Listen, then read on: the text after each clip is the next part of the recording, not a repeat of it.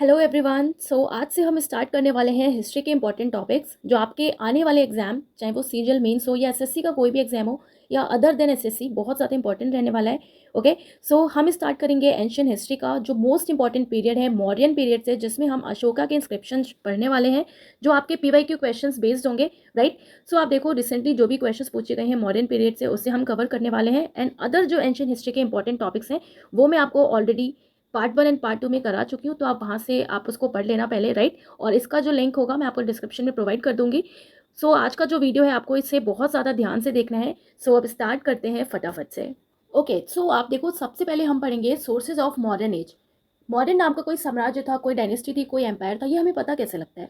Okay, तो आप देखो कोई ना कोई सोर्सेज होते हैं और ये इसलिए इंपॉर्टेंट है क्योंकि आपका सोर्सेज से भी क्वेश्चन पूछा गया है एग्जाम में। ओके, तो आप देखो सोर्सेज क्या थे मॉडर्न एज के। सबसे पहले बुद्धिस्ट टेक्स्ट जैसे कि जातक, दिव्यावादन और अशोक वादन। ओके, तो बुद्धिस्ट टेक्स्ट कौन सा है? जातक, दिव्यावादन और अशोक वादन। यहाँ से पता लगता है कि हाँ, कोई मौर्यन नाम का कोई एम्पायर हुआ करता था। ओके, श्रीलंकन टेक्स्ट है, दो इंपॉर्टेंट आपको याद रखना है, महावंशा और दीवावंशा। राइट, और यहाँ से भी पता लगता है किसके बारे में? मौर्यन एज के बारे में। अब आप देखो श्रीलंकन टेक्स्ट यहाँ पर भी बात की गई है।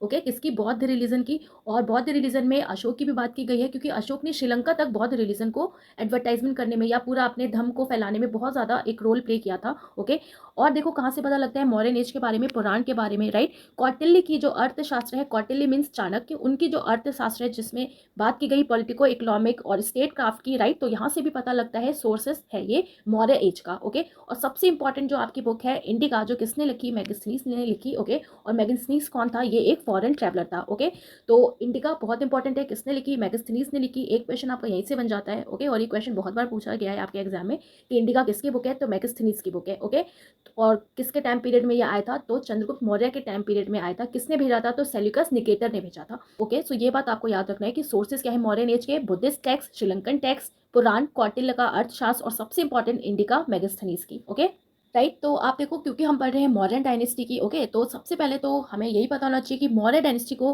किसने फाउंड किया था। ओके, तो फाउंडर कौन है मौर्य डायनेस्टी का? चंद्रगुप्त मौर्य है। और ये क्वेश्चन बहुत ईजी है। ओके, कई बार एग्जाम में भी पूछा गया है। चंद्रगुप्त मौर्य ने फाउंड किया था मौर्य डायनेस्टी को with the help of Chanakya. Okay, important जो रूलर्स हैं मौर्य डायनेस्टी के वो एक बार हम देख लेते हैं। तो आप देखो ये सारे रूलर से आपसे क्वेश्चन नहीं पूछा जाता, आपसे पूछा जाता है कि मोस्ट इंपॉर्टेंट जो रूलर है चंद्रगुप्त मौर्य, बिंदुसार, अशोक। ओके, और जो लास्ट रूलर कौन रहा मौर्य डायनेस्टी का, यहाँ से आपका क्वेश्चन पूछा जाता है। ये जो बीच के हैं ये इतने ज़्यादा वीक होते हैं इसलिए इनका कोई रोल नहीं होता। ओके, तो इनसे ज़्यादा क्वेश्चन नहीं पूछा जाता, बट एक बार हम देख लेते हैं कि कौन कौन से रूलर हुए थे मौर्य डायनेस्टी में। तो आप देखो चंद्रगुप्त मौर्य, बिंदुसार, अशोक, दरसथा, संप्रति, सलीसुका, देववर्मन, सताधनवन एंड बृहद्रथ। ओके, और बृहद्रथ लास्ट रूलर था मौर्यन डायनेस्टी का। बृहद्रथ को मार के फिर शुंग वंश का स्थापना हो गई थी। ओके, पुष्यमित्र शुंग ने की थी। अब हम देखते हैं सबसे पहले जो मोस्ट इंपॉर्टेंट रूलर्स हैं। राइट, तो आप देखो इंपॉर्टेंट रूलर जो है मौर्यन एम्पायर के वो कौन कौन से हैं? चंद्रगुप्त मौर्य है, बिंदुसार है और अशोक है। ओके, अब आप देखो इनका जो टाइम पीरियड है कि ये इन्होंने कब से कब तक राज्य किया। ओके, कब से कब तक इनका जो टाइम पीरियड था, तो आपको थोड़ा सा वेरिएशन देखने को मिलेगा। कहीं पे 324 मिलेगा, कहीं पे 321 मिलेगा। ओके, तो बस एक थोड़ा सा आपको जनरल आइडिया रखना है। 321 से लेके 297 बीसी तक किसका टाइम पीरियड था? चंद्रगुप्त मौर्य का। ओके, फिर चंद्रगुप्त मौर्य के बाद इनके बेटे आते हैं बिंदुसार। राइट, और इनका जो टाइम पीरियड होता है वो होता है 297 से लेके 272 बीसी तक। ओके, फिर इसके बाद आता है अशोक। ओके, और अशोक का जो टाइम पीरियड है वो है 268 से लेके 232 बीसी तक। राइट, और आज जो हम पढ़ने वाले हैं उसमें हमारा मेन टारगेट रहेगा अशोक का। राइट, अशोक के जो इंपॉर्टेंट इंस्क्रिप्शन है, ओके, अशोक ने क्या काम किए, तो ये सारे इंपॉर्टेंट पॉइंट्स हम अशोक से रिलेटेड देखने वाले हैं जो आपके एग्जाम के लिए बहुत ज़्यादा इंपॉर्टेंट है। ओके, तो सबसे पहला हम देखने वाले हैं अब अशोक के बारे में। तो आप देखो अशोक जो था ये एक मौर्यन एम्परर था। ओके, और कौन इसके पिता थे? तो बिंदुसार पिता थे और माता कौन थी? सुभद्रांगी। राइट, तो सन ऑफ मौर्यन एम्परर थे अशोका, किसके? बिंदुसार और सुभद्रांगी। ओके, चंद्रगुप्त मौर्य जो थे फिर इनके ग्रैंडसन हुए। राइट, अब आप देखो अशोका ने कुछ टाइटल या कुछ नेम दिए थे अपने आप को। क्या नेम दिए थे? तो इन्होंने अपने आप को नेम दिया था देवान प्रिय, और जिसको संस्कृत में देवान नाम प्रिय भी कहा गया। ओके, तो देवान प्रिय आपसे पूछा जाए एग्जाम में कि किसने अपना नेम रखा था, तो कौन बोलता था अपने आप को? अशोक बोलते थे। ओके, और जिसका मतलब होता है be loved of the God. It means कि गॉड के ये सबसे ज्यादा प्यारे हैं। कौन? अशोक। ओके, तो देवान प्रिय किसका नेम था? अशोक अपने आप को बोलते थे। और प्रियदासी भी बोलते थे। क्या बोलते थे? प्रियदासी। तो ये दोनों ही नाम आपको याद रखना है, प्रियदासी और देवान प्रिय। राइट, और ये इंडिया के ग्रेटेस्ट मोनार्क भी हुए हैं। कौन? अशोक, राइट। तो ग्रेट अशोक भी कहा जाता है। कब इनका जन्म हुआ? तो अप्रॉक्स 304 बीसी के टाइम। ओके, इन्होंने कब से कब तक रूल किया? 268 बीसी अंटिल 232 बीसी। राजा बनने से पहले जो अशोक थे, राइट, तो इन्होंने एज अ गवर्नर भी काम किया था। तो जब इनके पापा का राज्य था, जब बिंदुसार का राज्य था, ओके, तो अशोका एज अ गवर्नर इन्होंने वर्क किया। कहाँ का? तक्षशिला और उज्जैन का। तो ये आपका क्वेश्चन भी पूछा जाता है कि जब बिंदुसार का टाइम पीरियड था तो अशोका क्या काम करते थे या अशोका का क्या रोल था? तो वो एज अ गवर्नर या कहीं कहीं पे आपको कमांडर भी देखने को मिलेगा। तो गवर्नर या फिर कमांडर की तरह ये इन्होंने काम किया। ओके, कहाँ पे? तक्षशिला और उज्जैन में, जब इनके पापा का रीजन था तब। ओके, नेक्स्ट आपको इसमें क्या याद रखते हैं कि आप देखो जो मौर्यन एम्पायर होता है ना, तो जब अशोक का टाइम पीरियड होता है तो इसने ऑलमोस्ट पूरे इंडिया पे ही जो मौर्यन एम्पायर है ये फैल जाता है। ओके, तो थोड़ा सा बस नीचे का जो सदर्न पार्ट है ये छोटा रहता है, बाकी पूरा जो मौर्यन एम्पायर है आप देख रहे हो, ईस्ट हो, वेस्ट हो, नॉर्थ हो और साउथ हो, ओके, पूरा मौर्यन एम्पायर छा जाता है। ओके, और अशोका का इसमें बहुत बड़ा रोल भी होता है। ओके, तो आप देखो अशोका के लिए बोला जाता है कि जब कलिंग वार हुआ था, ओके, तो बहुत ज़्यादा उसमें कैजुअलिटीज़ देखने को मिली। ओके, और इनको उसके बाद इतना ज़्यादा दुख हुआ कि इन्होंने उस वॉर के बाद कहा जाता है कि इनका हृदय परिवर्तन हो गया। ओके, तो अशोका के जो लाइफ चेंज हुई किसके थ्रू? तो वो कलिंग जो वॉर हुआ था, कलिंग कहाँ पे है? उड़ीसा में। ओके, तो जो वॉर हुआ था 261 262 ईसा पूर्व के टाइम पे, तो इन्होंने इस वॉर ने अशोका का जो लाइफ है पूरा चेंज कर दिया था। ओके, और इसके बाद ये क्या बन गए थे? एक बुद्धिस्ट बन गए थे, एक बुद्धिस्ट मॉन्क बन गए। और इनका एक मेन टारगेट क्या था कि अब मुझे लड़ाई नहीं करनी है, अब मुझे अपना धर्म का प्रचार प्रसार करना है। ओके, और अब देखो इनके जो गुरु थे बुद्धिस्ट, एक मॉन्क है जिनका नेम क्या है? मोगलीपुत्र तिस्सा। ओके, आपको तिस्सा भी देखने को मिल जाएगा डायरेक्ट। तो तिस्सा ये इनके गुरु थे, इन्होंने अपना इनको गुरु बनाया था। ओके, और 247 बीसी में अशोक ने प्रिसाइड किया था थर्ड बुद्धिस्ट काउंसिल। कहाँ पे हुआ था? जो पाटलिपुत्र बिहार में हुआ था। ओके, और इसका जो प्रेसिडेंट थे, अध्यक्ष थे, ये कौन थे? तो जो अशोका के गुरु थे, कौन? तिस्सा, ये इसके अध्यक्ष थे या प्रेसिडेंट थे। ओके, अब देखो जो मौर्यन टाइम पीरियड था, ओके, तो उनकी एक गवर्नमेंट की कुछ खास बातें थी, तो उनके जो कुछ खास चीज़ें थी वहाँ से भी आपका क्वेश्चन पूछा जाता है। तो आप देखो जो मौर्यन गवर्नमेंट थी, ओके, तो ये अपने मंत्री परिषद के लिए बहुत ज़्यादा फेमस है। तो आप देखो मौर्यन एम्पायर में जो स्टेट वगैरह होते थे, तो इनको जो काउंसिल ऑफ मिनिस्टर्स थे उनके द्वारा रूल किया जाता था। जैसे आज मंत्री परिषद होता है, उस टाइम भी मंत्री परिषद हुआ करता था। Okay, and the ministers were known as mantris during the time. और उस टाइम भी जो मिनिस्टर्स थे उनको क्या बोला जाता था? मंत्री बोला जाता था। ओके, ओके, और आप देखो ये जो मंत्री परिषद हुआ करता था तो इसका एक अध्यक्ष होता था। अब जैसे कि आज कौन है अध्यक्ष? जैसे कि प्राइम मिनिस्टर होते हैं पूरे मंत्री परिषद के, तो वैसे ही जो मंत्री परिषद होता था, तो इस मंत्री परिषद का जो अध्यक्ष होता था, ओके, वो इस मंत्री परिषद को देखता था, राइट। और अब देखो आपसे क्वेश्चन पूछा जाता है कहाँ से? महामत। ओके, अब ये महामत क्या होता है? तो देखो महामत उस टाइम एक बहुत ही ज़्यादा एक हायर रैंक हुआ करती थी। ओके, हाईएस्ट रैंकिंग ऑफिशियल था, क्या नाम था जिसका? महामत कहा जाता था। तो महामत एक तरीके का सर्वोच्च पद था उस टाइम, राइट, एक उपाधि थी, एक टाइटल था जो दिया जाता था, राइट। और अब देखो दीज वर ऑल्सो अमात्य और high ranking official who work in administrative and judicial proportion. तो अब देखो अमात्य या उच्च पदस्थ अधिकारी भी थे जो प्रशासनिक और न्यायिक पदों पर काम करते थे, तो जिनको क्या बोला जाता था? अमात्य बोला जाता था। ये क्वेश्चन भी आपका पूछा गया है। ओके, और अब देखो the adhyaksha were originated into department and a secretariat was formed. जो भी अध्यक्ष वगैरह होते थे उनको भी कई सारे विभाग दिए जाते थे। ओके, और एक सचिवालय का भी गठन किया गया था उस टाइम भी, राइट। सो अब देखो कई सारे जो अध्यक्ष थे वो जुड़े हुए थे, जैसे कि ट्रेड से, स्टोर हाउसेस से, गोल्ड से, शिप से, एग्रीकल्चर से, काउ से, हॉर्स से, city, chariot, okay, infantry and so on. तो ये सारी बातें आपको कहाँ देखने को मिलती हैं? तो जो कौटिल्य की अर्थशास्त्र है वहाँ से पता लगता है कि ये सारे ट्रेड के लिए, स्टोर हाउस के लिए, इन सब के लिए भी अलग से अध्यक्ष वगैरह बनाए गए थे इन सारे डिपार्टमेंट्स को देखने के लिए। ओके, अब आप देखो युक्ता जो थे उस time are subordinate officers in charge of the empire's income. तो उस टाइम जो साम्राज्य के जो आय के प्रभारी होते थे, राइट, जो एम्पायर्स की इनकम का जिसके पास चार्ज था उसको क्या बोला जाता था? युक्ता बोला जाता था। ठीक है, तो इस तरीके के क्वेश्चंस भी आपके पूछे गए हैं कि उस टाइम मौर्यन एम्पायर में जो ये काम करता था उसको क्या बोला जाता था? तो क्या बोला जाता था? युक्ता बोला जाता था। ओके, दूसरा आप देखो राजकोष। अब राजकोष किससे कहा जाता था? जो लैंड को मेजर करता था, ओके, और जो बाउंड्री को फिक्स करता था, यानी कि भूमि मापना और जो सीमा निर्धारण करता था, उस अधिकारी को राजकोष कहा जाता था। ठीक है, तीसरा आप देखो समस्त अध्यक्ष। और ये जो समस्त अध्यक्ष है ये किसको कहा जाता था? जो मार्केट सुपरिंटेंडेंट होता था उसको बोला जाता था समस्त अध्यक्ष। ओके, दूसरा आप देखो शुल्का अध्यक्ष। और शुल्का अध्यक्ष का मतलब क्या हो गया? Toll superintendent. ओके, तो शुल्क का मतलब क्या हो गया? टोल सुपरिंटेंडेंट, यानी कि टोल से रिलेटेड जो देखेगा उसको क्या बोला जाएगा? शुल्का। सीता अध्यक्षा, तो सीता अध्यक्षा किसे कहा जाता था? जो एग्रीकल्चर के सुपरिंटेंडेंट होते थे, जो एग्रीकल्चर का वर्क देखते थे, उनको बोला जाता था सीता अध्यक्षा। ओके, दूसरा है अब आप देखो नव अध्यक्षा। तो नव अध्यक्षा किससे जुड़ा था? जो शिप वगैरह का काम देखते थे। ओके, जो एक जहाज का अधीक्षक होता था उसे बोला जाता था नव अध्यक्षा। तो नव अध्यक्षा आप इजिली रिलेट करके याद कर सकते हो। नवल होता है तो नवल जो होते हैं वो शिप से रिलेटेड ही होते हैं, नवल ऑफिसर्स। ओके, तो नव अध्यक्षा शिप जो सुपर इंटेंडेंट है उनको कहा जाता था, राइट। लोह अध्यक्षा इसको कहा जाता था जो आयरन सुपर इंटेंडेंट होते थे, जो लोह अध्यक्ष जो होते थे उनको बोला जाता था लोह अध्यक्षा।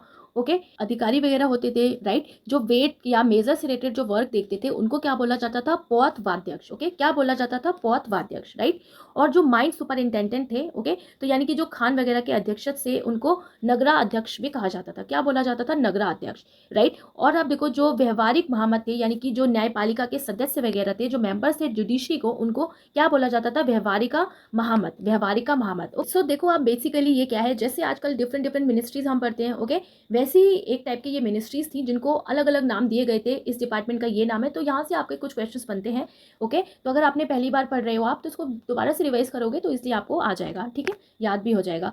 अब आप देखो आपका क्वेश्चन पूछा गया है यहाँ से कि रेवेन्यू, राइट, कि जो रेवेन्यू डिपार्टमेंट था उसके चीफ को क्या कहा जाता था? तो जो रेवेन्यू डिपार्टमेंट था उसके चीफ को क्या कहा जाता था?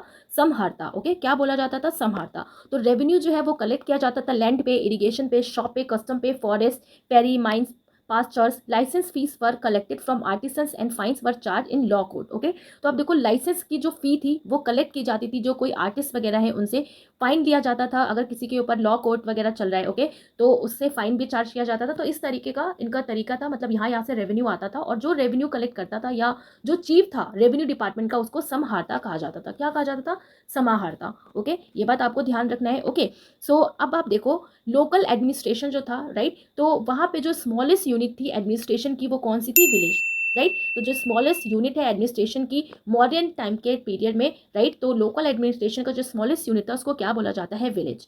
ओके, सो अब हम पढ़ने वाले हैं अशोका के इंस्क्रिप्शन, इट मीन्स अशोका के शिलालेख। तो आप देखिए अशोक जो था जब उसने बौद्ध धर्म अपना लिया, ओके, तो वो बौद्ध धर्म का बहुत ज़्यादा प्रचार प्रसार करने लगे कि अलग अलग, ओके, कंट्रीज़ में जो बौद्ध धर्म है वो फैले, राइट। तो मेनली अशोका ने फिर पिलर्स बनवाए, रॉक एडिक्ट्स बनवाए। तो बेसिकली अशोका के जो इंस्क्रिप्शन थे वो क्यों थे? In order to propagate ideas of dhamma. Dhamma means dharma, Hindi में धर्म बोलते हैं और इंग्लिश में धम्मा बोलते हैं। ओके, तो उन्होंने बिग रॉक एडिक्ट्स बनवाए, राइट, माइनर रॉक एडिक्ट्स बनाए। तो इसे अभी हम आगे देखेंगे। तो बेसिकली आप देखो जो इंस्क्रिप्शंस थे, जो शिलालेख थे अशोक के, इस basis of the reconstructed history of Ashoka. तो एक तरीके से इससे हमें इतिहास भी पता लगता है किसका? अशोका का, कि क्या काम किए क्या नहीं किए। ओके, और आप देखो इसको क्लासिफाई किया गया है, जो इसके इंस्क्रिप्शन थे मेजर रॉक एडिक्ट्स में, माइनर रॉक एडिक्ट में, सेपरेट रॉक एडिक्ट्स में, major pillar edict and minor pillar edicts में। ओके, सो आप देखो टोटल 33 इंस्क्रिप्शंस देखने को मिलते हैं, राइट। तो अशोक ने जो अपने इंस्क्रिप्शन थे ये खंभों पे, गुफाओं पे, दीवारों पे, ओके, इन इंस्क्रिप्शंस को इंस्क्राइब करवाया, राइट। सो आप देखो अपने धम्म को और ज़्यादा प्रोपोगेट करने के लिए पत्थरों पे लिखवाया, जिसे रॉक एडिक्ट बोलते हैं। और अशोका ने धम्म से रिलेटेड जो पॉलिसीज इंस्क्रिप्शन को बड़े बड़े पत्थरों पे जो लिखवाया है उसे बोला गया मेजर रॉक एडिक्ट। ओके, और जो पिलर्स पे लिखवाए उसे बोला गया मेजर पिलर एडिक्ट। बड़े पे लिखवाया तो मेजर पिलर एडिक्ट, छोटे पे लिखवाए तो माइनर पिलर एडिक्ट। ओके, और इसी तरीके से रॉक एडिक्ट है मेजर, और इसी तरीके से माइनर रॉक एडिक्ट है। ओके ओके, और अब देखो मोस्ट ऑफ देम इनको लिखा गया ब्राह्मी स्क्रिप्ट में, okay, except one which is carved in Aramaic and Greek located in Afghanistan. तो आप देखो मेनली ये ब्राह्मी में लिखे गए, ओके, बट एक जो है जिसको अरेमिक और ग्रीक में लिखा गया, जो लोकेटेड है अफगानिस्तान में। अब आप देखो आपसे यहाँ से क्वेश्चन बनता है कि किसने पहली बार अशोका के जो शिलालेख था उसको पढ़ा? तो आप देखो जेम्स प्रिंसपे का नेम आता है, याद रखना है आपको। जेम्स प्रिंसपे जो एक आर्कोलॉजिस्ट थे and an official of east India company, was the first one two construct the addict. तो वो पहले व्यक्ति थे, ओके, जिन्होंने ये जो एडिक्ट्स थे इनका अर्थ निकाला था, जो पढ़ पाए थे। तो इनका नेम बहुत इंपॉर्टेंट है, बहुत अच्छे से आपको याद रखना है। क्या नेम है इनका? जेम्स प्रिंसपे। ओके, तो अब देखो क्लासिफिकेशन किया गया अशोका के इंस्क्रिप्शन को 4 इनग्रेविंग्स में, यानी कि 4 उत्कीर्णन में, जैसे कि major pillar edicts of Ashoka, minor pillar edicts of Ashoka, major rock edict of Ashoka and minor rock edict of Ashoka. Okay, तो आप देखो सबसे पहले हम पढ़ने वाले हैं मेजर रॉक एडिक्ट्स जो हैं अशोका का, उसके बारे में। तो आप देखो मेजर रॉक एडिक्ट्स की अगर हम बात करें तो मेजर मतलब क्या हो गया? जो बड़े बड़े पत्थरों पर लिखवाए गए। ओके, तो बड़े बड़े पत्थरों पर लिखवाए गए, तो मेजर रॉक एडिक्ट से आपका ज़्यादा क्वेश्चन बनता है, तो इसको हम थोड़ा सा डिटेल में देखेंगे, राइट। तो सबसे पहले आप देखो मनसेरा पाकिस्तान, शहबाजारगी पाकिस्तान, कंधार अफगानिस्तान, खासी देहरादून उत्तराखंड, गिरनार गुजरात, सोपारा महाराष्ट्र, धौली और जागड़ा उड़ीसा, राइट, सनाती कर्नाटका, येरागुड़ी आंध्र प्रदेश। तो आप देखो ये 10 लोकेशंस पे सिचुएटेड है मेजर रॉक एडिक्ट्स। ओके, सो अगर हम बात करें, देखो हमारा नॉर्दर्न मोस्ट आ जाता है पाकिस्तान का मनसेरा, राइट। वेस्टर्न की बात करें तो कांधार अफगानिस्तान का, ईस्टर्न मोस्ट की बात करें तो उड़ीसा का धौली, ओके। और अगर हम बात करें साउदर्न मोस्ट की तो येरागुड़ी आंध्र प्रदेश का, राइट। और अब देखो हमने 10 लोकेशंस पढ़ी, राइट। हमने कितनी लोकेशंस पढ़ी? 10 लोकेशंस पढ़ी, बट टोटल मेजर एडिक्ट्स कितने हैं? 14 है। 14 मेजर रॉक एडिक्ट्स हैं जो 10 लोकेशंस पे अवेलेबल हैं, ओके। और अब देखो ये जो 10 लोकेशंस में से 5 लोकेशंस ऐसी हैं जहां पर पूरे के पूरे 14 की 14 रॉक एडिक्ट अवेलेबल है, प्रेजेंट है। तो इसे अभी हम देखते हैं, राइट। तो यहाँ पर आप देखो 10 लोकेशंस जो हैं जो अभी हमने पढ़ी, तो आप जो हाईलाइटेड देख रहे हो ना, तो यहाँ पर पूरे के पूरे 14 के 14 रॉक एडिक्ट अवेलेबल हैं, जैसे कि मनसेरा पाकिस्तान का, ओके, शहबाजार गई पाकिस्तान का, राइट, खालसी देहरादून उत्तराखंड का, गिरनार गुजरात का एंड येरागुड़ी आंध्र प्रदेश का। और येरागुड़ी आंध्र प्रदेश जो साउथर्न मोस्ट रॉक एडिक्ट है मेजर लोकेशन में, ओके। तो ये बात आपको ध्यान रखनी है। इसके बाद आप देखो कांधार जो अफगानिस्तान का है, यहाँ पे 13 एंड 14 अवेलेबल है। सोपरा जो है महाराष्ट्र का, यहाँ पे 8 एंड 9 अवेलेबल है। धौली जो है उड़ीसा का, यहाँ पे ओके 1 से लेके 10 है एंड 14 है। और कुछ सेपरेट एडिक्ट्स भी हैं जैसे कि 1 एंड 2, ओके। ऐसे ही जो यहाँ पर है जागुड़ा उड़ीसा का, तो यहाँ पर भी 1 से लेके 10 रॉक एडिक्ट देखने को मिलते हैं मेजर, ओके। 14th भी है और सेपरेट एडिक्ट्स भी है 1st एंड 2nd। ऐसे ही आप देखो सन्नति जो कर्नाटक का है, ओके, और यहाँ पर भी 12 एंड 14 रॉक एडिक्ट है और सेपरेट एडिक्ट है जो रिप्लेसिंग 13, ओके। सो यहाँ पर 10 लोकेशंस है, राइट। बट कुछ रॉक एडिक्ट्स जो हैं जो किसी प्लेसेस पे 5 प्लेसेस पे पूरे की पूरे हमें 14 देखने को मिलता है, ओके। ओके, और आप देखो यहाँ पर आप सोच रहे होगे कि सेपरेट एडिक्ट का मतलब क्या है। तो आप देखिए 2 ऐसे एडिक्ट हैं जो खो चुके हैं, ओके। तो उनकी जगह पे एक दूसरा एडिक्ट लगाया गया है कि अशोक का जो धम है, ओके, उसमें कुछ डिग्रेडेशन ना आए। तो इस वजह से इसको जो एडिक्ट किया गया, अलग से जो एडिक्ट लगाया गया, उसको बोला गया सेपरेट एडिक्ट, ओके। ओके, सो अब आप देखो, अब हम देखेंगे कि आखिर ये जो एडिक्ट्स थे ये कौन सी लैंग्वेज में लिखे गए थे। तो ये भी आपसे क्वेश्चन पूछा जाता है। तो आप देखो मनसेरा और शह बाजार गरी जो पाकिस्तान के हैं, तो इनको प्राकृत लैंग्वेज में लिखा गया था। और कौन सी स्क्रिप्ट में? खरोष्टी स्क्रिप्ट में, ओके। और ऐसे ही जो कांधार है अफगानिस्तान का, तो इसको ग्रीक एरेमिक लैंग्वेज में लिखा गया एंड रेस्ट ऑफ द को लिखा गया प्राकृत लैंग्वेज में। और कौन सी स्क्रिप्ट में? ब्राह्मी स्क्रिप्ट में, ओके। और आपसे देखो क्वेश्चन यहाँ से पूछा जाता है कि कौन सी लैंग्वेज में अशोका ने नहीं लिखवाया, तो आपको याद रखना है संस्कृत लैंग्वेज में, ओके। और यही क्वेश्चन मेनली पूछा जाता है कि अशोका के जो स्क्रिप्शंस थे, ओके, कौन सी लैंग्वेज में नहीं थे, तो संस्कृत में नहीं थे, राइट। सो आप देखो अशोका के जो 14 हमने क्या पढ़े? एडिक्ट्स पढ़े। तो इन एडिक्ट्स में क्या क्या बातें की गई हैं, तो यहाँ से भी आपका क्वेश्चन पूछा जाता है। और सबसे ज़्यादा आपसे पूछा जाता है जो मेजर एडिक्ट है 13, उसमें क्या बात की गई है। तो फटाफट से हम देखते हैं। तो सबसे पहले आप देखो मेजर रॉक एडिक्ट फर्स्ट। तो इसमें बताया गया है कि विशेष रूप से त्योहारों के मौसम में पशु बलि पर रोक। तो आप देखो अशोक ने इसमें ये बात की गई, इस एडिक्ट पे, इस रॉक एडिक्ट में ये लिखवाया कि देखो आपको कोई भी बलि नहीं देना, राइट। प्रोहिबिशन है एनिमल्स को सेक्रीफाइस करना। एनिमल्स को हम जो सेक्रीफाइस कर देते हैं, कोई फेस्टिवल आता है तो, ओके, तो बिल्कुल भी मना कर दिया। और उसने बोला कि इवन अब मेरे खुद का जो रॉयल किचन है वहाँ पर सिर्फ 2 डियर और 1 पिकॉक ही देखने को मिलता है, राइट। और धीरे धीरे मैं उसको भी हटा दूंगा। तो यहाँ पर जो मेजर रॉक एडिक्ट फर्स्ट है, यहाँ पर बात की अशोक ने prohibition of animal sacrifice specially during festive season, okay. Next है मेजर रॉक एडिक्ट सेकेंड। और यहाँ पे बात की गई medical treatment of humans and animals, planting of fruits, medical herbs and the digging of wells. Mention the Pandya, Satyapura and Kerala putra of south India. तो यहाँ पे बात की गई है मेडिकल ट्रीटमेंट जो हो रहा है ह्यूमन और एनिमल्स का, इसलिए आप प्लांट करो फ्रूट्स को, मेडिसिनल हर्ब्स वगैरह लगाए जाएं, ओके। और इसमें बात की गई पांड्या की, सत्यपुरा की, केरला पुत्र और साउथ इंडिया की।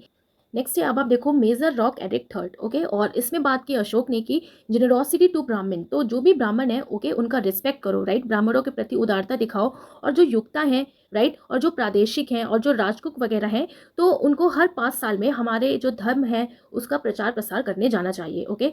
ओके, नेक्स्ट आप देखो मेजर रॉक एडिक्ट फोर्थ। तो फोर्थ में देखो बात की गई कि धर्म को ज़्यादा अपनाओ और बैटल की निंदा करो। तो इन्होंने बोला कि अब आप देखो जो एक धर्म का जो एक साउंड है वो ज़्यादा पीसफुल है as comparison to sound of war. तो इन्होंने बोला कि वॉर को छोड़ो और धर्म को अपनाओ। ये आपकी बात की गई मेजर रॉक एडिक्ट फोर्थ में। और आप देखो मेजर रॉक एडिक्ट फिफ्थ में कहा गया talk about treating slaves right. तो इसमें मेन आपको याद रखना है कि बोला गया कि जो स्लेव्स हैं उनसे सही तरीके का हमें व्यवहार करना चाहिए, ओके।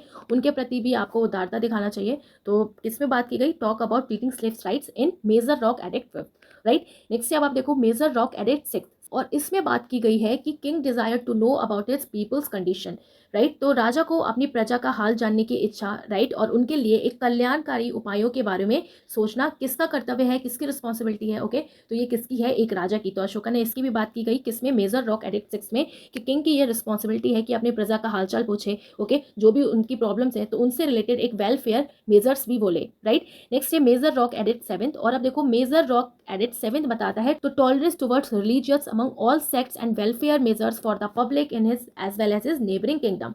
तो इसमें आपको बताया गया 7th जो मेजर रॉक एडिक्ट है कि सिर्फ हमें अपना ही रिलीजन सबसे सुपीरियर नहीं मानना है, बल्कि हमें अपने साथ साथ दूसरा जो रिलीजन है उसकी भी रिस्पेक्ट करनी चाहिए, ओके।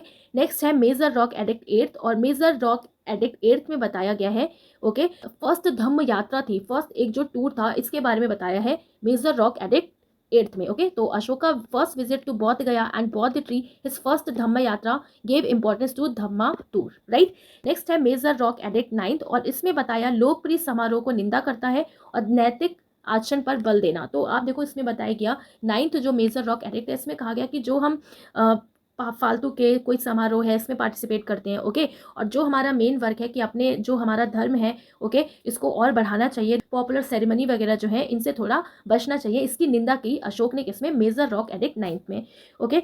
नेक्स्ट है अब आप देखो major rock edict 10। Major rock edict 10 में बात की गई disapprove of the individual desire for fame and glory and stresses on dhamma. तो इन्होंने बताया, ओके, कोई भी इन्होंने बताया कि व्यक्ति की प्रसिद्धि और महिमा की जो इच्छा होती है इसको इन्होंने अस्वीकार किया, ओके। इसको इन्होंने बिल्कुल बोला कि हमें फेम या ग्लोरी के पीछे ज़्यादा नहीं भागना चाहिए, हमारा मेन काम क्या है, तो मेन काम क्या है, हमारा धर्म, ओके। तो इन्होंने धर्म यानी कि धम्म पर जोर दिया, किसमें बात की, मेजर रॉक एडिक्ट 10 में। मेजर रॉक एडिक्ट जो 11 है, ओके, तो इसमें इन्होंने जो धम्म की पॉलिसीज़ हैं, जो प्रिंसिपल्स हैं, इसके बारे में बताया, किसमें, मेजर रॉक एडिक्ट 11 में, ओके। नेक्स्ट है मेजर रॉक एडिक्ट 12। और इसमें इन्होंने बताया, इन्होंने मेंशन किया mahamatta in charge of women's welfare, okay, Ithijhaka mahamatta and tolerance towards the dhamma of other. तो इन्होंने बताया कि महिलाओं के कल्याण के प्रभारी महामत, इतिजिका महामत और दूसरों के धम्म के प्रति सहिष्णुता का उल्लेख किया, किसने, अशोका ने। किसमें बताया, मेजर रॉक एडिक्ट 12th में। नेक्स्ट है मेजर रॉक एडिक्ट 13, बहुत ज़्यादा इंपॉर्टेंट है और इससे तो कई बार क्वेश्चन पूछा गया है कि कलिंग जो वॉर हुआ था, कलिंग वॉर के बाद उन्होंने कैजुअलिटीज़ देखी, इतने ज़्यादा लोगों को मरते हुए देखा, इससे उनको कितना दुख हुआ, ओके, और इन्होंने अपने आप को कैसे चेंज किया, राइट, तो क्या कॉन्सिक्वेंसेज रहे, तो ये सारी बातें किसमें की, अशोका ने, तो मेजर रॉक एडिक्ट 13 में, ओके। तो ये बात आपको ध्यान रखना है। सो कलिंग युद्ध के अंत में जारी किया गया ये 13वां शिलालेख अशोक के एक आक्रामक और हिंसक योद्धा से एक महान प्रेमी और शांति के उपदेशक में परिवर्तन की एक ज्वलंत तस्वीर देता है और कलिंग युद्ध का प्रत्यक्ष और तात्कालिक प्रभाव अशोक का बौद्ध धर्म में परिवर्तन था, ओके। सो इसमें जो 13 रॉक एडिक्ट है which was issued at the end of Kalinga war, तो कलिंगा वॉर का जब एंड था तब मेजर रॉक एडिक्ट 13 को इशू किया गया था, ओके, जो क्या बताता है, gives a vivid picture of the change of Ashoka from an aggressive and violent warrior to a great lover and preacher of peace, okay. और direct and immediate effect of Kalinga war was the conversion of Ashoka to Buddhism. और इस incident को बोलते हैं Kalinga war को, कि इस incident के बाद जो अशोक था इसका हृदय परिवर्तन हो गया था, ओके। मेजर रॉक एडिक्ट जो 14 है और जो लास्ट है इसमें बात की गई पर्पस ऑफ रॉक एडिक्ट की, कि ये जो शिलालेख है आखिर इनका पर्पस क्या है, ओके। तो ये किसमें बात की गई, लास्ट वाला जो मेजर रॉक एडिक्ट है 14। तो आप देखो मेजर रॉक इट मीन्स जो बड़ी बड़ी रॉक्स हैं उन पे क्या बात की गई, राइट। अब आप देखो, अब हम देखने वाले हैं माइनर रॉक एडिक्ट से रिलेटेड इंपॉर्टेंट पॉइंट्स को। तो आप देखो मेजर हमने डीपली पढ़ लिया, कौन कौन सी थी, क्या क्या बातें उसमें की गई, राइट। सबसे इंपॉर्टेंट आपको देखो उसमें पूछा गया है, आपका फर्स्ट वाला पूछा जाता है, 13 वाला पूछा जाता है, ओके। अब माइनर रॉक एडिक्ट में यहाँ पर आप देखो कि अशोका ने, ओके, जो माइनर रॉक एडिक्ट्स थे यानी कि जो छोटे छोटे पत्थरों पे अशोका ने अपनी बातों को लिखा, राइट, अपने धर्म के बारे में बताया। तो अशोका ने कुछ 4 ऐसे प्लेसेस हैं, कुछ 4 ऐसे एडिक्ट हैं माइनर रॉक एडिक्ट्स में जहाँ पे उसने डायरेक्ट अपना नाम का जिक्र किया है, ओके। तो जैसे कि देखने को मिलता है मस्की जो कर्नाटका में है, ब्रह्मगिरी जो कर्नाटका में है, ओके, गुजरात जो एमपी में है और नेट्टूर जो एपी में है, इट मीन्स आंध्र प्रदेश में है। तो ये जो 4 प्लेसेस है यहाँ पे अशोका ने यूज किया his name, okay, only in 4 of this places, Maski, Brahmagiri, Gujarra, Nettur, ये बात आपको ध्यान रखना है, ओके। तो minor rock addict it means छोटे जो पत्थर हैं उस पर क्या शिलालेख किया गया, उस पर क्या इंस्क्रिप्शन करवाया अशोका ने, ओके। अब आप देखो, अब हम देखने वाले हैं पिलर एडिक्ट। तो पिलर एडिक्ट भी हमने देखे, एक मेजर और एक माइनर। मेजर मतलब जो बड़े बड़े पिलर्स बनवाए अशोक ने। तो आप देखो मेजर पिलर एडिक्ट्स की हम बात करें, राइट, तो आप देखो ये पिलर एडिक्ट जो है, तीन जो है वो कहाँ पे हैं, बिहार में है। कौन से तीन बिहार में है, तो आप देखो लौरिया, नंदनगन, लौरिया, अरारज और रामपुरा, ये तीनों ही कहाँ पे हैं, बिहार में है। ये पिलर एडिक्ट, कौन से पिलर एडिक्ट है, major pillar edict, okay, right. और आप देखो एक पिलर हरियाणा के टोपरा में था, तो ये पहले हरियाणा के टोपरा में था, फिर ये दिल्ली शिफ्ट हो गया, राइट। तो इसे फिर क्या कहा गया, दिल्ली टोपरा। तो ये जो टोपरा है ये पहले हरियाणा में था, अब दिल्ली में चला गया। एक है मेरठ में और एक है इलाहाबाद में, राइट। तो ये आपको ध्यान रखने हैं। ये कौन से पिलर एडिक्ट हैं, तो ये हम पढ़ रहे हैं मेजर पिलर एडिक्ट, राइट। अभी हमने क्या पढ़ा, मेजर रॉक एडिक्ट, ओके। आप देखते हो कि कभी आपने ये पिलर्स देखे होंगे, तो आपने देखा होगा कि कितना शाइन करते हैं। मान लो इतना ज़्यादा टाइम हो गया, अभी तक कि इतना ज़्यादा शाइन करते हैं जैसे कि अभी न्यू बनवाया हो, राइट। तो आप देखो यहाँ से भी आपका क्वेश्चन पूछा जाता है कि इनको कैसे बनवाया जाता है, ओके। तो आप देखो they are made of Chunar sandstone. कौन सैंडस्टोन से बनवाया, चुनार सैंडस्टोन। इसी वजह से इनका जो शाइन है ये कभी भी खत्म नहीं होता इन पिलर्स का, ओके। तो अभी जो हमने मेजर पिलर एडिक्ट्स पढ़े वो कौन से हैं, कौशाम्बी इलाहाबाद, टोपरा जो पहले हरियाणा में था अब दिल्ली में हो गया, ऐसे ही पहले मेरठ में था अब दिल्ली में हो गया, लूरिया अराराज, लूरिया नंदनगढ़, रामपुरा चंपारण, ओके। तो ये जो मेजर पिलर एडिक्ट्स हैं इनका जो प्लेसेस है, ओके, ये आपको थोड़ा सा ध्यान रखना है, ओके। सो आप देखो ये जो लौरिया नंदनगढ़ जो ये बिहार में है, तो यहाँ पर आप देख रहे हो एक सिंगल लॉइन बना हुआ है, ओके। रामपुरा में दो पिलर्स हैं, एक सिंगल लॉइन बना हुआ है और एक पे बुल बना हुआ है, बट ये जो बुल है ना, तो इस पर कोई भी इंस्क्रिप्शंस नहीं किया गया, इस पर कुछ भी लिखा नहीं गया, ठीक है। तो ये बात याद रखनी है। ये हमने क्या पढ़ा, मेजर पिलर एडिक्ट, राइट। सो अब हम देखने वाले हैं माइनर पिलर एडिक्ट्स, ओके। अब आप देखो माइनर पिलर एडिक्ट्स भी इंपॉर्टेंट है, क्यों, क्योंकि हम पढ़ते हैं सारनाथ और हम पढ़ते हैं सांची, राइट। सो आप देखो अगर हम माइनर पिलर एडिक्ट्स की बात करें तो कहाँ कहाँ पर इनका लोकेशन है, तो आप देखो कांधार अफगानिस्तान, निगली सागर, ओके, लुम्बिनी वैशाली बिहार में, सारनाथ, सांची और सनकिसा, ओके, राइट। तो ये बात आपको ध्यान रखनी है, ओके। और यहाँ पर आप देखो सांची का जो स्तूप है वहाँ पर 4 लाइन्स है, सारनाथ का जो है वहाँ पर भी 4 लाइन्स है, सनकिसा जो है वहाँ पर एलिफेंट बना हुआ है, वैशाली जो है वहाँ पर एक सिंगल लॉइन बना हुआ है, ओके। तो ये बात आपको ध्यान रखनी है, ओके। और अब देखो अगर हम बात करें कि सांची में भी 4 लाइन्स हैं, सारनाथ में भी 4 लाइन्स हैं, तो आखिर इसमें डिफरेंट क्या है, राइट। तो आप ये सारनाथ का यहाँ पे आप 4 लाइन्स को देख रहे हो, तो आप देखो सारनाथ का जो ये पिलर बना हुआ है, तो इसमें डिफरेंस क्या है कि इसका जो अबेकस है सारनाथ पिलर का has a bull, elephant, horse and line separated by wheels. तो यहाँ पर आप देख रहे हो ना जो लाइन्स बना हुआ है, ओके। तो ये जो लाइन है 4, इसके नीचे वाला जो पोर्शन है, ओके, तो ये जो अबेकस है, ओके, इसके नीचे वाला जो पोर्शन है, तो जो भी लॉइन है, जो भी एलिफेंट है, जो भी हॉर्स है, ओके, जो भी बुल इसमें बना हुआ है, तो ये सेपरेटेड है किससे, व्हील से सेपरेटेड है, किससे, व्हील से सेपरेटेड है, ओके। तो यहाँ पर आप देखो जो मेन डिफरेंस है between the two is set the monument depict Sanchi as an abacus instead of a चक्र।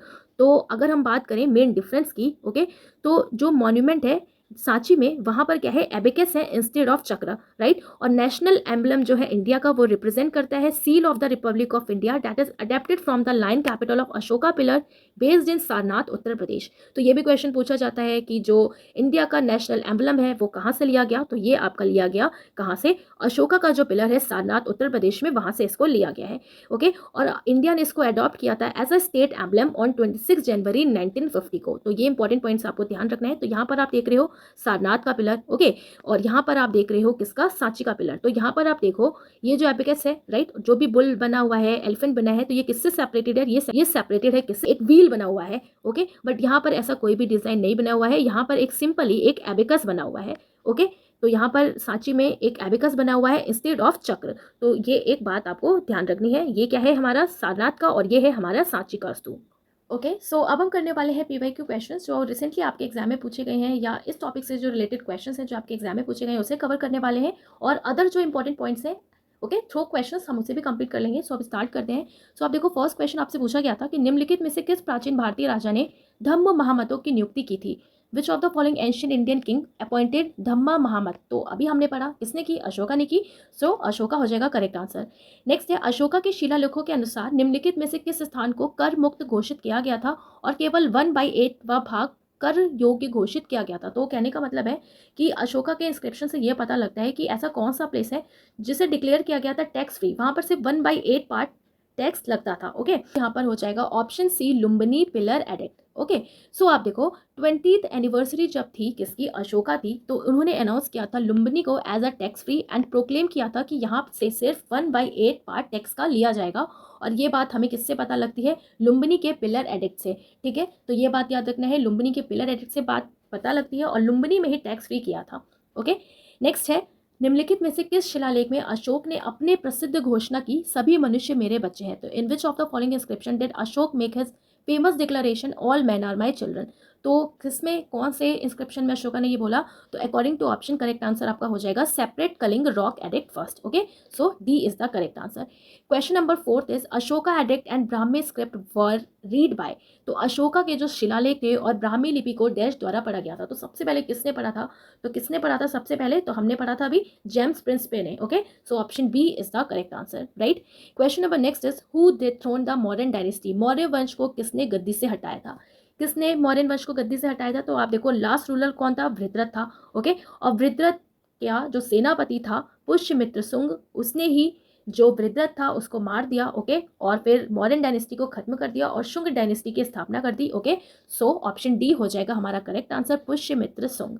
Question number 6 is the ruins of assembly of 80 pillars of Mauryan period is associated with.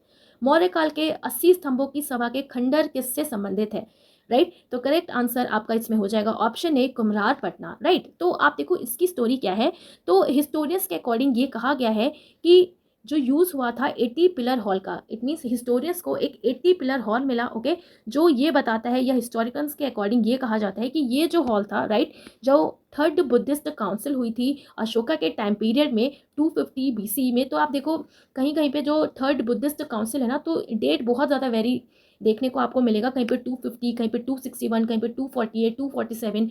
Okay, तो ये बात भी आपको ध्यान रखना है, बस थोड़ा सा आइडिया लेना है कि हाँ इसके आसपास था। ओके, तो जो थर्ड बुद्धिस्ट काउंसिल हुआ था, ओके, तो वहाँ पर यूज़ हुआ था ये 80 पिलर का हॉल, ऐसा हिस्टोरिकन्स मानते हैं। जो अशोका के टाइम पे कहाँ पे हुआ था, पाटलिपुत्र में हुआ था, under the reign of Mauryan emperor Ashoka. Okay, जो थर्ड बौद्ध समिति हुई थी, थर्ड बुद्धिस्ट काउंसिल जो हुआ था, ओके, तो उसमें इस पिलर का यूज़ हुआ था 80 पिलर हॉल का, और ये कहाँ पे है, खुमरार पटना में। ओके, तो इसकी बात की गई है, राइट। तो ये क्वेश्चन आपका पूछा गया है, ध्यान रखना है आपको।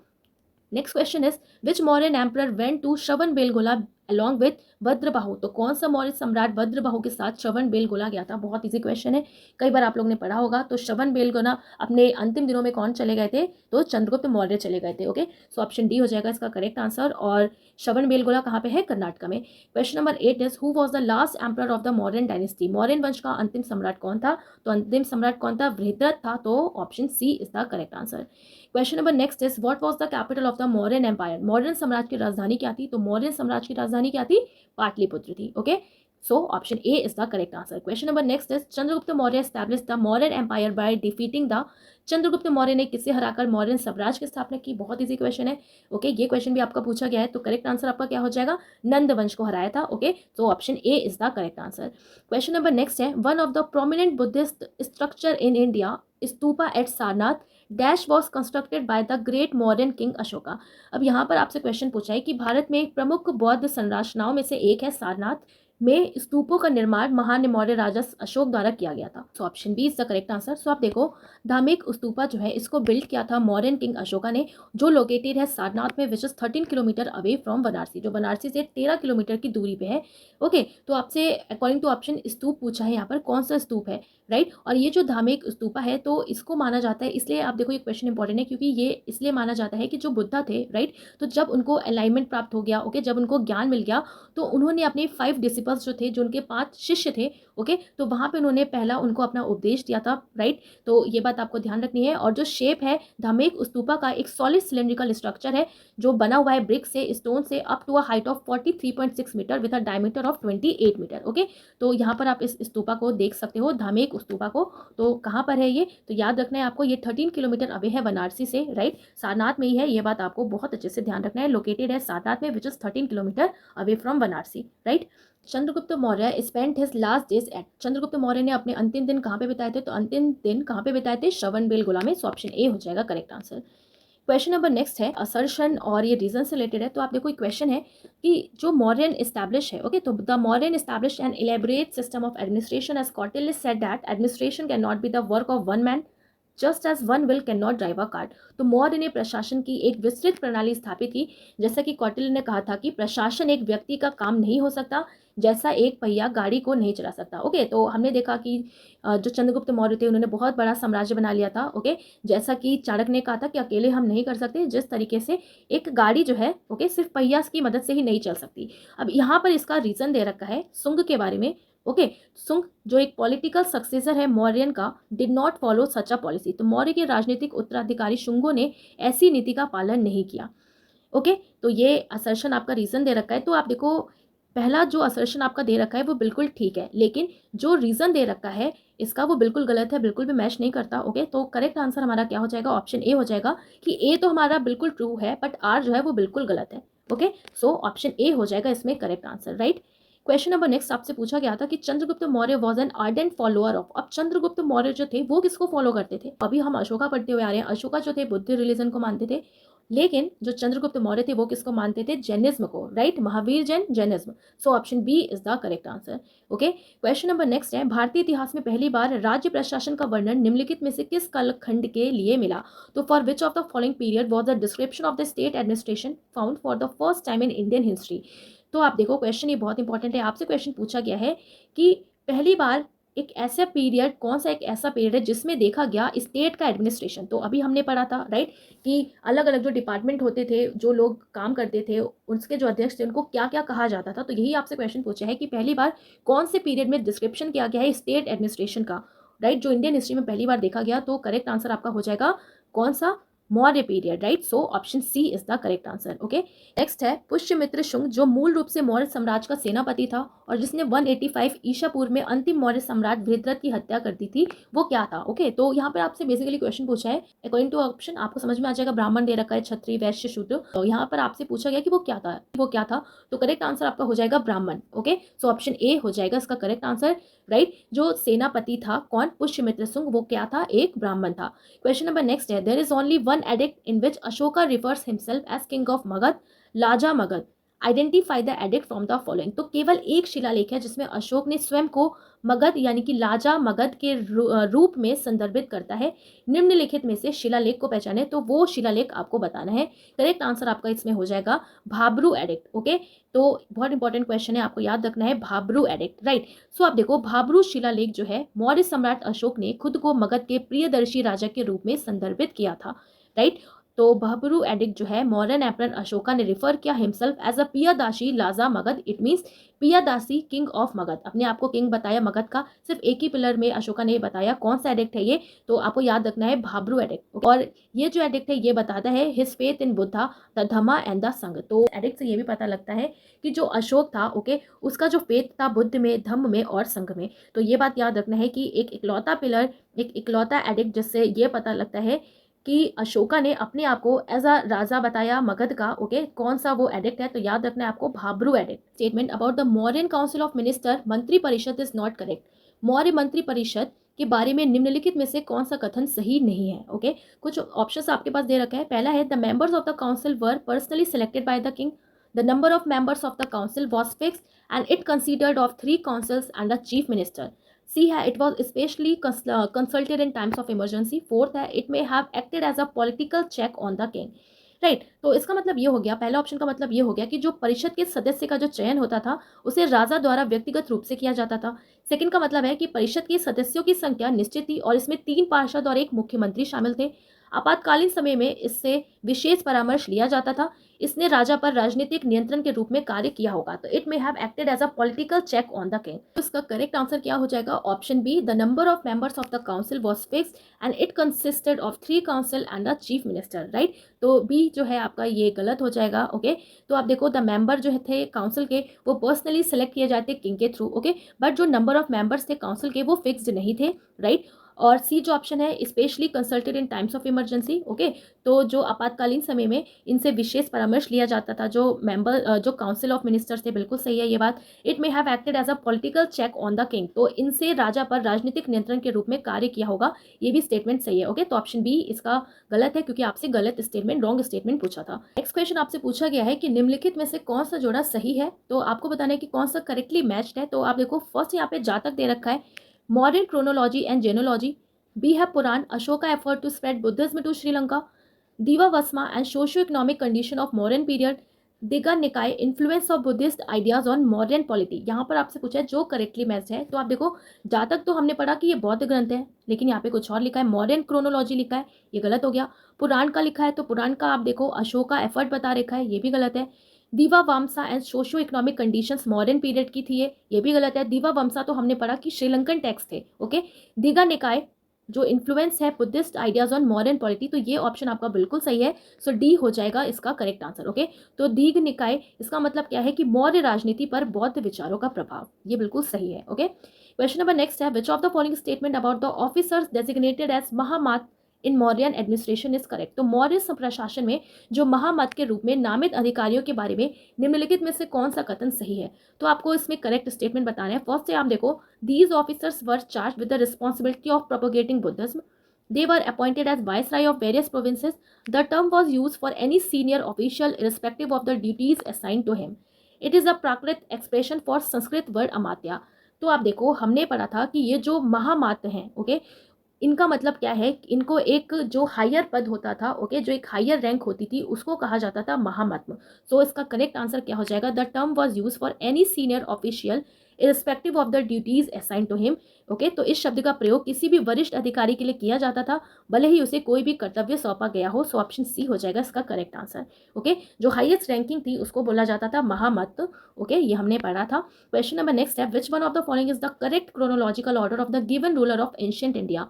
निम्नलिखित में से कौन सा प्राचीन भारत के दिए गए शासकों का सही कलानुक्रमिक क्रम है, ओके। तो जो सही है वो आपको बताना है। तो आप देखो इसमें जो जनरल हम राजा पढ़ते हैं वो नहीं है, ओके। यहाँ पे एक अलग आपको देखने को मिल रहा है मिलिंद, राइट। तो आप देखो इसका करेक्ट आंसर क्या हो जाएगा, ऑप्शन सी हो जाएगा। इट मीन्स पहले अशोका आया था, ओके। अशोका के बाद क्या आया, तो अशोका के बाद आता है मिलिंद, उसके बाद आता है कनिष्क। तो क्रोनोलॉजिकल ऑर्डर क्या है, पहले अशोका, ओके, फिर मिलिंद, फिर कनिष्क, राइट। तो ऑप्शन सी हो जाएगा इसका करेक्ट आंसर, ओके। सो आप देखो ये जो मिलिंद है ये कौन से राजा हैं, राइट। तो आपको ध्यान रखना है कि मिनांदर जिसको मिनिंदा या मिनाद्रा जिसको पाली में मिलिंदा कहा जाता है, ये greatest of the Indo Greek king थे and the one best known to western and Indian classical author, और बहुत ही फेमस क्लासिकल ऑथर थे Milind, okay.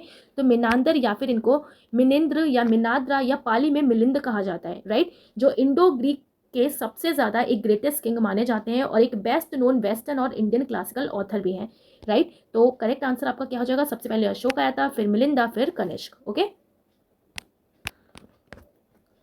Question number next है, the officer of the central government who was in a charge of collection of revenue was.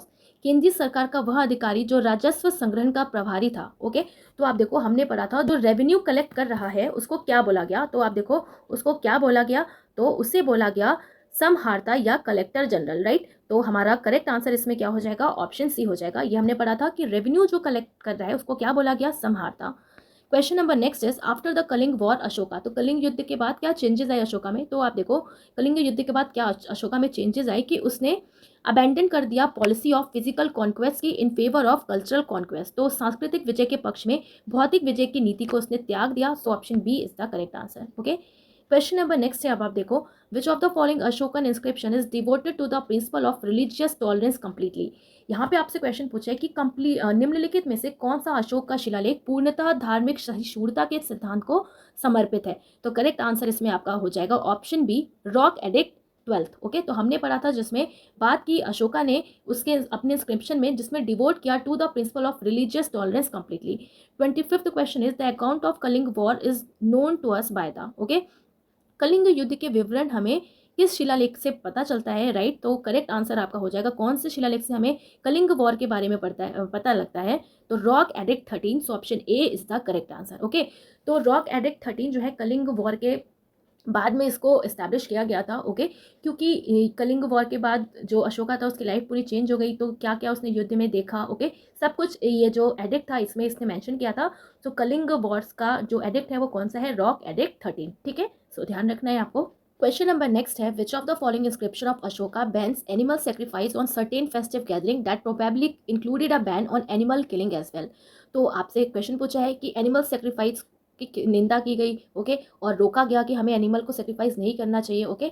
तो ये कौन से rock edict में बात की गई, तो ये रॉक एडिक्ट जो फर्स्ट था इसी में अशोका ने इंस्क्रिप्ट कराया था। सो ऑप्शन ए हो जाएगा इसका correct answer, okay. Question number next है, निम्नलिखित में से किस राजवंश के शासकों के सीरिया और मिस्र जैसे दूर के देशों के साथ राजनयिक संबंध थे? तो आप देखो किसके थे, मौर्य डायनेस्टी के ही थे, right. So option C is the correct answer. Question number next है, Turamaya a contemporary of Ashoka was the ruler of. तो अशोक का समकालीन था तुरमया कहाँ का शासक था? इंपॉर्टेंट क्वेश्चन है, तो ये कहाँ का शासक था? इजिप्ट का शासक था, okay. So option A is the correct answer. Question number next है, famous Greek ambassador Megasthenes came to the court of which emperor. तो प्रसिद्ध यूनानी राजदूत मेगास्थनीज जो था किस सम्राट के दरबार में आया था? तो किसके सम्राट में, किस दरबार में आया था? तो ये चंद्रगुप्त मौर्य के दरबार में आया था। So option C is the correct answer, okay. Question number next है, the division of Maurya society into 7 classes is particularly mention in. मौर्यकालीन का जो समाज था, ओके, जो मौर्यकालीन समाज था, इसको 7 वर्गों में विभाजन का उल्लेख विशेष रूप से किस में देखने को मिलता है? तो करेक्ट आंसर आपका इसमें हो जाएगा ऑप्शन डी, मेगास्थनीज के इंडिका में, ओके। तो आप देखो जो मेगास्थनीज की जो बुक थी इंडिका, इसमें और क्या क्या पता लगता है? No slavery in ancient India, sources gives a detail account of city administration of the Maurya, the description of the administration of Pataliputra, okay. Bhaga and बलीवर, तो यहाँ पर आपसे क्वेश्चन पूछा है कि भागा एंड बली क्या है? तो आप देखो भागा एंड बली क्या है, ये है sources of revenue, okay. So option B is the correct answer. तो सम ऑफ द इंपॉर्टेंट जो टेक्स्ट है during the modern period were sita tax on land, bali जो एक रिलीजियस टैक्स था जो वॉलंटरी पेड करते थे पीपल, भागा जो टैक्स था एग्रीकल्चर लैंड पे। तो सीता, बाली, भागा याद रखना है आपको, ये क्या था? ये एक सोर्सेज था रेवेन्यू कलेक्ट करने का, क्योंकि ये क्या थे? एक तरीके के टैक्स थे, ओके। क्वेश्चन नंबर नेक्स्ट, अब आप देखो, अब हम देखने वाले हैं सीजल टीयर 1 में, 2 में, ओके, और 2023 जो अभी हुआ था आपका, राइट। इसमें क्या क्वेश्चंस पूछे गए थे फटाफट से देखते हैं एज अ वन लाइनर। तो क्वेश्चन आपसे पूछा गया था, which of the following modern ruler gave up fighting after the battle of Kalinga. तो निम्नलिखित में से किस मौर्य शासक ने कलिंग की लड़ाई के बाद लड़ाई छोड़ दी? बहुत इजी क्वेश्चन, किसने छोड़ दी? अशोका ने। सो अशोका हो जाएगा करेक्ट आंसर। नेक्स्ट है, who sent the Greek ambassador Megasthenes to the court of Chandragupta Maurya. तो चंद्रगुप्त मौर्य के दरबार में यूनानी राजदूत मेगास्थनीज को किसने भेजा था? किसने भेजा था? सेल्यूकस निकेटर ने भेजा था, राइट। सो सेल्यूकस निकेटर हो जाएगा इसका आंसर। नेक्स्ट है, the Mauryan pillar found in Sarnath is known as. तो सारनाथ में पाए जाने वाला जो मौर्यन स्तंभ है उसको जाना जाता है, क्या जाना जाता है, राइट? उसको जाना जाता है lion 4 headed pillar top, okay. So lion 4 headed pillar top जाना जाता है सारनाथ का, राइट, जो मौर्यन पिलर है। क्वेश्चन नंबर नेक्स्ट है, who among the following wrote Indica which describe India during the rule of modern dynasty. निम्नलिखित में से किसने इंडिका लिखी? किसने लिखी? अभी हमने पढ़ा मेगास्थनीज ने, ओके। सो मेगास्थनीज हो जाएगा करेक्ट आंसर। नेक्स्ट है, निम्नलिखित में से कौन मौर्य सम्राट चंद्रगुप्त मौर्य से पराजित हुआ था? तो चंद्रगुप्त मौर्य से कौन पराजित हुआ था? ओके, तो अकॉर्डिंग टू गिवन ऑप्शन, तो कौन हुआ था? Seleucus Nicator. नेक्स्ट है, झारखंड में पाई गई लौह की खदानों ने प्राचीन भारत में निम्नलिखित में से किस साम्राज्य के उदय में मदद की? तो यहाँ पर आपसे क्वेश्चन पूछा गया था, अभी आपके सीजीएल टीयर 1 जो 2023 अभी हुआ है, तो इसमें आपका क्वेश्चन पूछा गया था कि जो आयरन माइंस हैं फाउंड की गई झारखंड में, help in the rise of which of the following empires in ancient India, okay. तो झारखंड में पाई गई जो लोहे की खदानों ने प्राचीन भारत में निम्नलिखित में से किस साम्राज्य के उदय में मदद की थी? कौन सा साम्राज्य? तो करेक्ट आंसर आपका हो जाएगा मगध साम्राज्य, ओके। क्वेश्चन नंबर नेक्स्ट है, the modern pillar capital was found in dash known as the सिंह कैपिटल लॉयन कैपिटल। तो मौर्य स्तंभ की राजधानी डैश में पाई गई थी, जिसे सिंह राजधानी या फिर या फिर शेर राजधानी के रूप में जाना जाता है। तो बहुत इजी क्वेश्चन है। तो मौर्य स्तंभ की राजधानी, तो करेक्ट आंसर आपका क्या हो जाएगा? सारनाथ। नेक्स्ट क्वेश्चन आपसे पूछा गया था, which of the following is the oldest dynasty. सबसे पुरानी डायनेस्टी कौन सी है? तो सबसे पुरानी डायनेस्टी माना जाता है मौर्य डायनेस्टी को। Next is, who among the following was also named Devanam Priyadarshi. तो देवनाम प्रियदर्शी ये नाम किसने लिया था? तो ये नाम किसने लिया था? अशोका ने ही लिया था, right. So Mauryan king Ashoka. Next question है, सांची में महान स्तूप है, ओके। तो जो ग्रेट स्तूप है सांची में वो कहाँ पे है? तो उत्तर प्रदेश में है, ओके। तो पहले इसका आंसर दिख गया उत्तर प्रदेश में। नेक्स्ट है, निम्नलिखित में से कौन सिकंदर महान का समकालीन था? तो who among the following was a contemporary of Alexander the great. तो अलेक्जेंडर द ग्रेट का कंटेम्प्रेरी कौन था? समकालीन कौन था? तो कौन था? चंद्रगुप्त मौर्य था, ओके। नेक्स्ट इज, वह भिक्षु जिसने अशोका को बौद्ध धर्म अपनाने के लिए प्रभावित किया था। The monk who influence Ashoka to convert to Buddhism. तो जिसने बुद्धिज्म में कन्वर्ट करने के लिए अशोका को इन्फ्लुएंस किया था, तो कौन सा वो मॉन्क था? तो ये क्वेश्चन भी आपसे पूछा गया है, तो आपको याद रखना है क्या नाम था उस मॉन्क का? उपागुप्त। क्या नाम था? उपागुप्त, ओके। सो ध्यान रखना है आपको, राइट। सो आप देखिए जितने भी इंपॉर्टेंट क्वेश्चंस हैं मॉडर्न डायनेस्टी के जो रिसेंटली अभी आपके पूछे गए हैं वो भी हमने कंप्लीट कर लिया। अशोका के जो इंस्क्रिप्शंस हैं इंपॉर्टेंट आपके एग्जाम पॉइंट ऑफ व्यू से, वो भी हमने कवर कर लिया, ओके। सो आई होप ये वीडियो आपको बहुत अच्छी लगी होगी। फिर से आप इसको ध्यान से देखना, राइट, तो आपको बहुत अच्छे से सबको समझ में आ जाएगा। सो मिलेंगे आप नेक्स्ट वीडियो में, और प्लीज़ चैनल को या वीडियो को प्लीज़ आप शेयर भी किया करो, राइट, कि जो भी बच्चों को नीड है उनके पास भी ये वीडियो पहुँच पाए, ओके, क्योंकि मैं अपना पूरा एफर्ट देती हूँ कि मैं आपको बेस्ट से बेस्ट कंटेंट प्रोवाइड करूँ, ओके। सो मिलेंगे आप नेक्स्ट वीडियो में। Thanks for watching, see you next video.